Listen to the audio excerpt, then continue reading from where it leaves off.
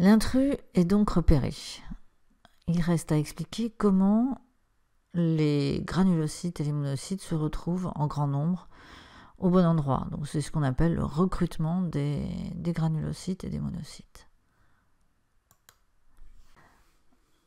Que se passe-t-il lorsque la cellule a reconnu une bactérie? Là, vous avez un mastocyte avant, et là, vous avez un mastocyte après le contact avec une bactérie. Là, ce sont encore des fausses couleurs, puisque ce sont des photographies au microscope électronique. Donc là, on voit le cytoplasme rempli de vésicules, et ici, on voit qu'il y en a beaucoup moins. Le noyau a même changé de forme aussi. On mesure, là, en fait, on a ici le nom de la molécule qui se trouve dans ces vésicules, c'est l'histamine. Peut-être que vous connaissez ce mot-là. On a une autre molécule également qui peut être libérée, qui était dans ces vésicules, c'est le TNF. Donc là, on en avait 50 picogrammes par millilitre. Ici, on en a quasiment 2000 picogrammes par millilitre. L'histamine, bon, il y en avait un, on n'a pas les unités, et là, il y en a 5 fois plus. Donc, ces vésicules ont libéré dans le milieu extérieur de la cellule des molécules. Alors, bon, là, un petit zoom sur comment c'est libéré ce qu'on appelle par exocytose. Donc là, c'est une vésicule qui contient ces molécules ici. Cette vésicule s'approche de la membrane cytoplasmique, la membrane plasmique, et vient fusionner avec elle, et donc son contenu est libéré. Parce qu'on parle donc d'exocytose. Ces molécules, toutes ces molécules que les cellules sentinelles libèrent après contact de l'intrus, ce sont des médiateurs chimiques. Alors, c'est un terme assez vague. Voilà 3 médiateurs chimiques, il y en a beaucoup plus. On retrouve les TNF, vous avez des interleukines, l'histamine et les prostaglandines. On voit que nos 3 catégories de cellules sentinelles libèrent ces molécules. Et donc là, c'est un tableau que vous avez dans votre livre. On voit le rôle. À quoi servent ces médiateurs chimiques? Eh bien, ils servent au recrutement et à la production de cellules et molécules de l'immunité. Donc c'est eux qui vont appeler à l'aide en fait les granulocytes. C'est grâce à la libération de ces médiateurs chimiques que les granulocytes vont savoir où est-ce qu'il faut sortir, où est-ce qu'il faut aller, dans quel tissu aller et à quel endroit donc sortir du sang. C'est eux aussi qui vont déclencher les symptômes de la réaction inflammatoire. La vasodilatation, l'augmentation de la perméabilité vasculaire donc aux globules blancs, puisqu'il va bien falloir qu'ils sortent, les globules blancs du vaisseau sanguin, et puis au plasma, qui lui aussi, une partie sort du vaisseau sanguin. Et puis, en fait, c'est eux qui vont déclencher la douleur. Ils vont stimuler les fibres nerveuses que l'on a certaines fibres nerveuses qu'on a dans la peau. Ils vont pouvoir aussi avoir une action sur l'ensemble de l'organisme, puisqu'ils peuvent être responsables de la survenue d'une fièvre. Donc là, la fièvre, c'est pas la chaleur dont on parlait localement, la petite chaleur au bout du doigt, mais c'est tout l'organisme, la température générale du corps qui s'élève.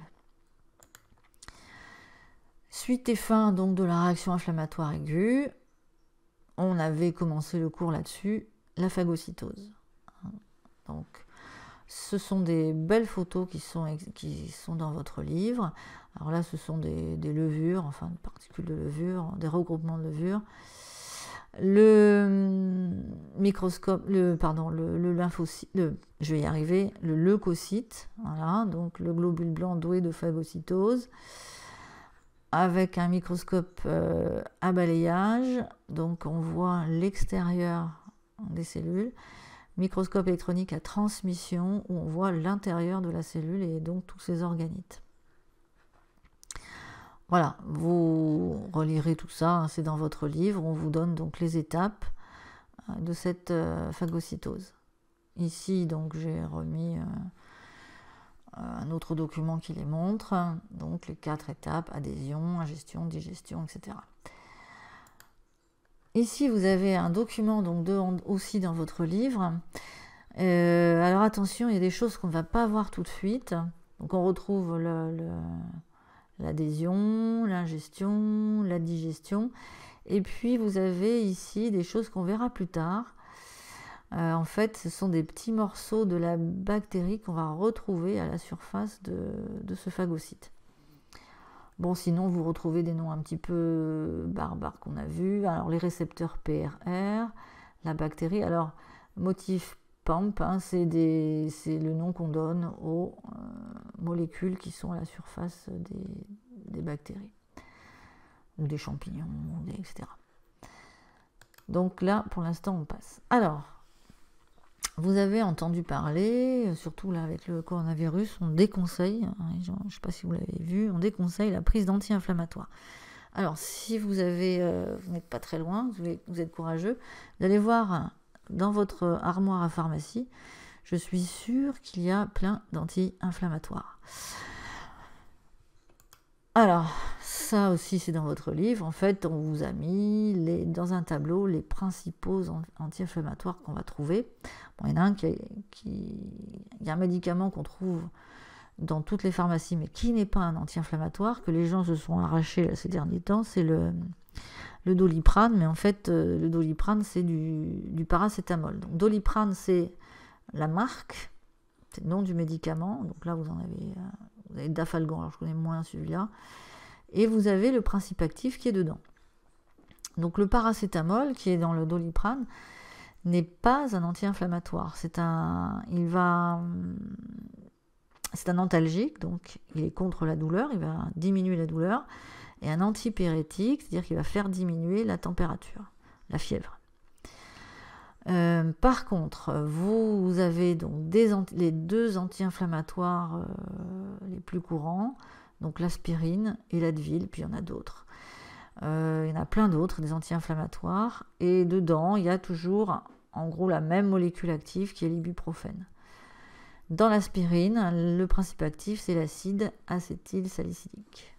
Alors, on retrouve les mêmes rôles que le paracétamol, antalgique, antipyrétique, et aussi un rôle anti-inflammatoire. Donc, alors pour l'aspirine, oui, il fluidifie le sang, ce qui est intéressant pour certaines maladies cardiaques.